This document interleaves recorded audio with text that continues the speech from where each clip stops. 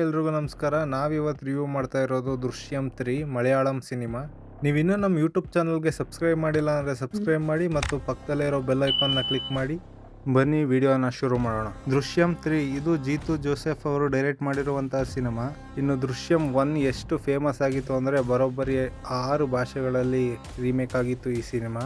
ಇನ್ನು ದೃಶ್ಯಂ 2 ಕೂಡ ತುಂಬಾ ಚೆನ್ನಾಗಿ ಮೂಡ್ ಬಂದಿತ್ತು. ಅದು ಕೂಡ ತುಂಬ ಲ್ಯಾಂಗ್ವೇಜ್ಗಳಲ್ಲಿ ರೀಮೇಕ್ ಆಗಿದೆ ಸಿನಿಮಾ. ಇವಾಗ ದೃಶ್ಯಂ 3ನ ಸರದಿ. ಇಲ್ಲಿ ನಮ್ಮ ಕಥಾನಾಯಕ ಜಾರ್ಜ್ ಕುಟಿ ಇವಾಗ ಸಾಧಾರಣ ಫ್ಯಾಮಿಲಿ ಮ್ಯಾನ್ ಅಲ್ಲ, ಒಬ್ಬ ಮೂವಿ ಪ್ರೊಡ್ಯೂಸರ್. ಮತ್ತು ಅವನ ಮೊದಲನೇ ಸಿನಿಮಾ ಸೂಪರ್ ಡೂಪರ್ ಹಿಟ್ ಆಗಿದೆ. ಬಟ್ ಜಾರ್ಜ್ ಕುಟಿಗೆ ಇದರ ಬಗ್ಗೆ ಸಂತೋಷನೇ ಇಲ್ಲ. ಅವನು ಮಾಡಿರೋವಂಥ ತಪ್ಪಿಗೆ ಅವನು ಜೈಲ್ಗೆ ಹೋಗ್ದಾನೆ ಇರ್ಬೋದು, ಆದರೆ ಎಲ್ಲಿ ಯಾರ ಕಾರಣದಿಂದ ಕೇಸ್ ರಿಓಪನ್ ಆಗುತ್ತೋ ಅನ್ನೋ ಭಯದಿಂದಾನೇ ನಮ್ಮ ಜಾರ್ಜ್ ಕುಟಿ ಇಲ್ಲಿ ಜೀವನವನ್ನು ನಡೆಸ್ತಾ ಇದ್ದಾನೆ. ಇಲ್ಲಿಂದ ಮುಂದೆ ಏನಾಯ್ತು, ಕೇಸ್ ಮತ್ತೆ ರಿಓಪನ್ ಆಯ್ತಾ ಇಲ್ವಾ, ಜಾರ್ಜ್ ಕುಟಿ ಅವ್ರ ಫ್ಯಾಮಿಲಿಗೆ ಶಿಕ್ಷೆ ಸಿಗ್ತಾ ಇಲ್ವಾ ಅನ್ನೋದನ್ನ ನೀವು ಸಿನಿಮಾ ನೋಡೇ ತಿಳ್ಕೊಬೇಕು.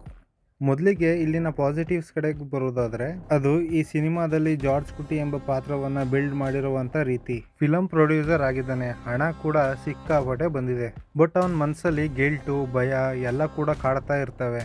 ಆ್ಯಂಡ್ ಈ ಥರ ಕಾಂಪ್ಲೆಕ್ಸ್ ಕ್ಯಾರೆಕ್ಟರ್ಗಳನ್ನ ಮೋಹನ್ ಲಾಲ್ ಅವರು ಎಫರ್ಟ್ಲೆಸ್ಲಿ ಫುಲ್ ಆಫ್ ಮಾಡಿದ್ದಾರೆ. ಕೆಲವು ಸೀನ್ಸಲ್ಲಂತೂ ಅವರು ಆ್ಯಕ್ಟಿಂಗ್ ಮಾಸ್ಟರ್ ಕ್ಲಾಸ್ನೇ ತೋರಿಸ್ಬಿಟ್ಟವ್ರೆ ಅಂತಾನು ಹೇಳ್ಬೋದು. ಸಿನಿಮಾದಲ್ಲಿನ ಇನ್ನೊಂದು ಇಂಟ್ರೆಸ್ಟಿಂಗ್ ಪಾಯಿಂಟ್ ಅಂದರೆ ಇಲ್ಲಿ ಕತೆ ಸಾಗುವಂಥ ರೀತಿ. ಇಲ್ಲಿ ಕತೆ ತೀರಾ ಎಲ್ಲೂ ಬೇಗ ಓಡಲ್ಲ, ಮತ್ತೆ ತೀರಾ ಎಲ್ಲೂ ನಿಧಾನ ಅಂತಲೂ ನಿಮ್ಗೆಲ್ಲೂ ಅನ್ಸೋದಿಲ್ಲ. ಎಲ್ಲ ಪಾತ್ರಗಳು ಮತ್ತೆ ಇಂದಿನ ಘಟನೆಗಳು ಇಲ್ಲಿ ಆಡಿಯನ್ಸ್ಗೆ ಗೊತ್ತಿದೆ, ಅದನ್ನು ಮತ್ತೆ ಸೆಟಪ್ ಮಾಡುವಂಥ ಅವಶ್ಯಕತೆ ಇಲ್ಲಿ ಬರೋದಿಲ್ಲ. ಆ ಅಂಶ ಕೂಡ ಸಿನಿಮಾಗೆ ಇಲ್ಲಿ ವರ್ಕ್ ಆಗಿತ್ತು ಅಂತ ನಾನು ಹೇಳ್ತೀನಿ. ಇನ್ನು ಫಸ್ಟ್ ಹಾಫ್ ಅಲ್ಲಿ ಯಾವುದೇ ಟ್ವಿಸ್ಟ್ ಆ್ಯಂಡ್ ಟರ್ನ್ ನೋಡೋಕ್ಕೆ ಸಿಗಲ್ಲ. ನಾರ್ಮಲ್ ಫ್ಯಾಮಿಲಿ ಡ್ರಾಮಾ ಥರ ಕತೆ ಮುಂದುವರಿತಾ ಹೋಗುತ್ತೆ. ಅಲ್ಲಿ ಒಂದಷ್ಟು ಕಾಮಿಡಿ ಸೀನ್ನ ಇನ್ಕ್ಲೂಡ್ ಮಾಡಿದ್ದಾರೆ, ಅದೆಲ್ಲ ವರ್ಕ್ ಆಯಿತು ಅನಿಸುತ್ತೆ. ಬಟ್ ಇಂಟರ್ವೆಲ್ನಲ್ಲಿ ಇಟ್ಟಿರುವಂಥ ಟ್ವಿಸ್ಟು ಒಂದೇ ಶಾರ್ಟ್ಗೆ ಸಿನಿಮಾದ ಗ್ರಾಫ್ನ ಮೇಲಕ್ಕೆ ತಗೊಂಡೋಗಿ ಇಟ್ಬಿಡುತ್ತೆ. ಆ್ಯಂಡ್ ಆ ಟ್ವಿಸ್ಟ್ನ ಯಾರು ಕೂಡ ಥಿಂಕ್ ಮಾಡಿರೋಕ್ಕೂ ಸಾಧ್ಯವಿಲ್ಲ. ಇಂಟರ್ವಲ್ ಬಂದ ತಕ್ಷಣ ಆ ಥಿಯೇಟರ್ ಕೂಡ ಫುಲ್ ಸೈಲೆಂಟ್ ಆಗೋಗ್ಬಿಡುತ್ತೆ. ಸೆಕೆಂಡ್ ಹಾಫ್ ಶುರು ಆಗ್ತಿದ್ದಂಗೆ ಸಿನಿಮಾ ಡಿಫ್ರೆಂಟ್ ಎನರ್ಜಿನ ಕ್ಯಾರಿ ಮಾಡಿಕೊಂಡು ಮುಂದಕ್ಕೆ ಹೋಗುತ್ತೆ. ಇನ್ವೆಸ್ಟಿಗೇಷನ್ ಆ್ಯಂಡ್ ಟೆನ್ಷನ್ ಎರಡು ಇನ್ನೂ ಡೇಂಜರ್ ಆಗ್ತಾ ಹೋಗುತ್ತೆ.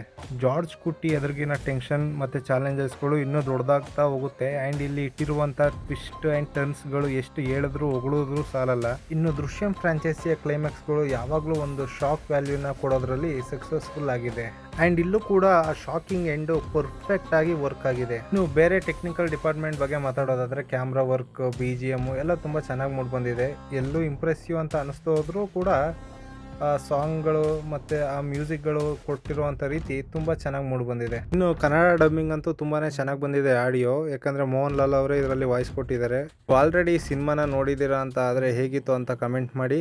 ನೀವಿನ್ನೂ ನಮ್ಮ ಯೂಟ್ಯೂಬ್ ಚಾನಲ್ಗೆ ಸಬ್ಸ್ಕ್ರೈಬ್ ಮಾಡಿಲ್ಲ ಅಂದರೆ ಸಬ್ಸ್ಕ್ರೈಬ್ ಮಾಡಿ, ಪಕ್ಕದಲ್ಲಿರೋ ಬೆಲ್ ಐಕಾನ್ನ ಕ್ಲಿಕ್ ಮಾಡಿ. ಮತ್ತೆ ಸಿಗೋಣ ಮುಂದಿನ ವಿಡಿಯೋದಲ್ಲಿ.